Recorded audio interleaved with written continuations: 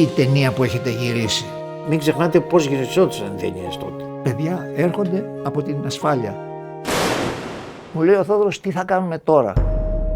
Έχει υπόψη ότι αν κάνουμε αυτή την ταινία δεν θα τη δούμε ποτέ εδώ στην Ελλάδα. Με τον Γιώργο δεν υπήρχε κάτι να πει δεν γίνεται. Είχαμε πάει παντού. Χονγκ Κονγκ. Και εδώ πιο κάτω είχε ένα που πουλούσε σχολικά βιβλία. Η μεγάλη εκκλησία της Αλεξάνδρειας, ερχόμασταν εδώ τα Χριστούγεννα, το Πάσχα και συμπτωματικά εκεί απάνω ήταν τα πρώτα γραφεία του πατέρα μου. Εδώ είναι η αίθουσα από όπου ξεκίνησαν όλα για τη ζωή μου.